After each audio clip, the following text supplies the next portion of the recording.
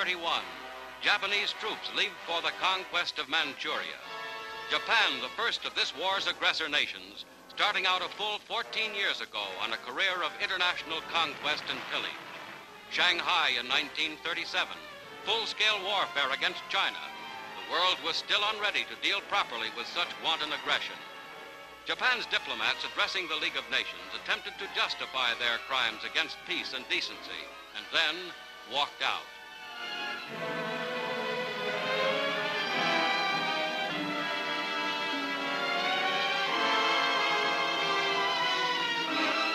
The long series of brutal attacks upon an unprepared neighbor continued.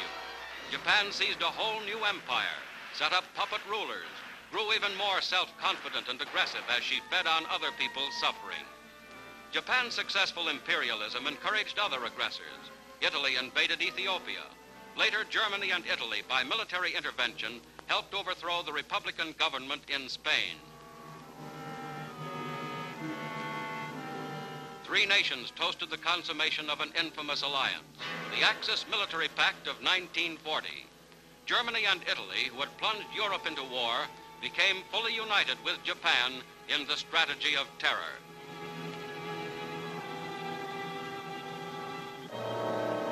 And through it all, bleeding, pillaged China continued as the scene of misery and death. Millions of her people were made homeless. With indomitable courage, but pathetically inadequate weapons, the Chinese fought back.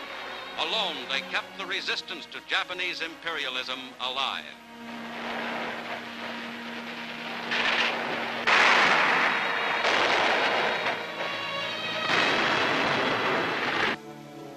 Kurosu and Nomura, Japanese envoys to the United States, described themselves as missionaries of friendship and peace.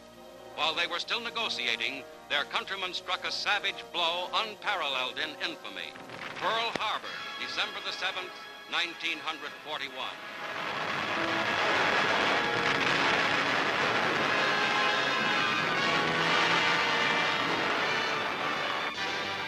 In spite of crippling damage, the United States fleet, augmented by British, Australian, and Dutch units, set out to find the enemy. In the battles of the Coral Sea and Midway, the Japanese advance was halted. Even as the enemy made fast his grip on Hong Kong, Burma, Manila, Singapore, the Allies began the long journey back at Guadalcanal. Step by step, the Japanese were beaten back at Bougainville, Tarawa, Kwajalein, Saipan, Guam. In the Philippines, under Japanese rule, Allied prisoners had been subjected to indescribable suffering. The Filipino people had never stopped fighting. Douglas MacArthur had promised them, "I shall return," and return he did. Iwo Jima, only 450 miles from Japan, the full power of the American Pacific fleets, of land, sea, and air forces, tirelessly rehearsed in combat through scores of swift amphibious invasions, struck a semi-final blow. The Japanese dead ran into the hundreds of thousands, and once again, a flag of liberty was dramatically run up. Under General Buckner, who gave his life there, combined American forces fought the long and costly campaign for Okinawa in the Ryukyus, at the very doorstep of Japan. It was Japan's final hour, and in incredibly furious combat, enemy soldiers had to be destroyed cave by cave and one by one. But finally, their morale cracked open by American power, the first masses of Japanese soldiers began to give up voluntarily. Japan's fanatical suicide corps, in desperation air attacks, inflicted heavy damage on American naval forces off Okinawa. This was kamikaze. It was sensational, but it could never stop the Allied advance.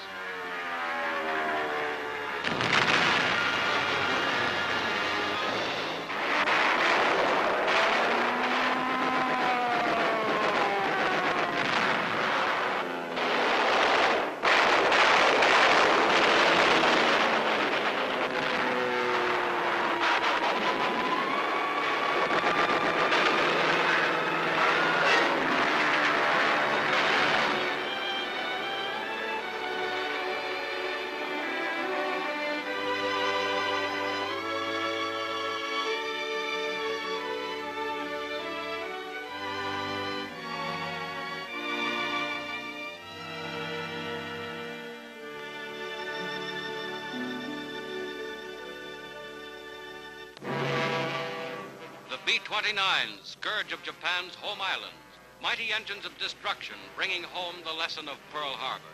From hard-won Okinawa, from the carrier-based planes of the 3rd and 5th Fleets, Japan came under the inevitable reign of ruin. Allied sea forces moving up to the Japanese home island shelled the mainland almost without opposition. Admiral Halsey's ranging naval might was helping to hammer the enemy to his knees.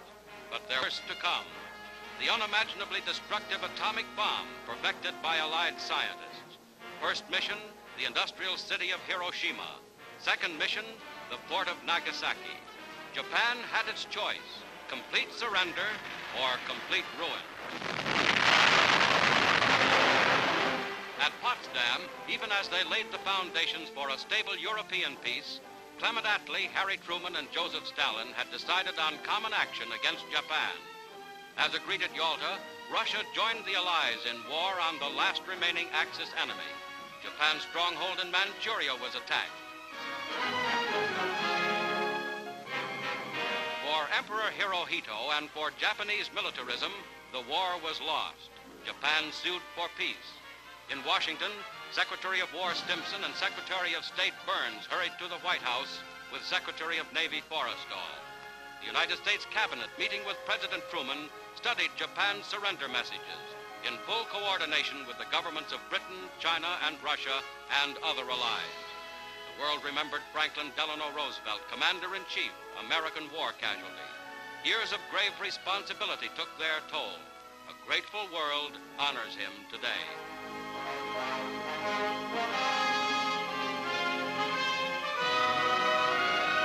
Douglas MacArthur, leader of Pacific armies, now named Supreme Allied Commander in Japan. Chiang Kai-shek, leader of fighting China. Chester Nimitz, commander of the mighty Pacific fleets.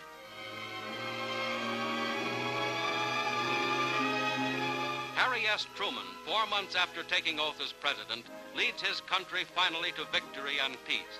Mr. Truman and his cabinet meet in emergency session. Former Secretary Hull is on hand as the president breaks the momentous news of Japan's surrender. I have received this afternoon a message from the Japanese government in reply to the message forwarded to that government by the Secretary of State on August 11th. I deem this reply a full acceptance of the Potsdam Declaration, which specifies the unconditional surrender of Japan. In the reply, there is no qualification. Arrangements are now being made for the formal signing of the surrender terms at the earliest possible moment. General Douglas MacArthur has been appointed the Supreme Allied Commander to receive the Japanese surrender. Great Britain, Russia, and China will be represented by high-ranking officers. Meantime, the Allied armed forces have been ordered to suspend offensive action. The proclamation of VJ Day must await upon the formal signing of the surrender terms by Japan. Newsmen rush the president's report to a waiting world. And through the early evening, Tuesday, August 14th, the fateful news is flashed.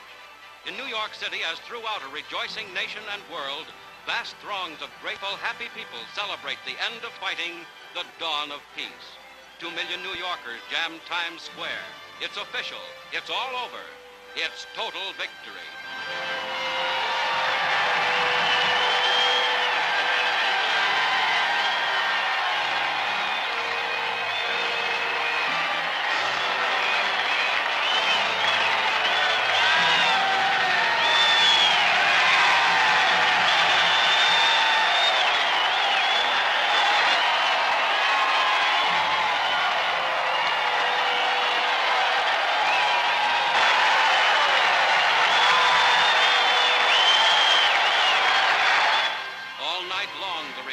Continues. Never before in history has there been greater reason to be thankful for peace. The world's free people are united in their determination that the world's peace shall never be endangered again.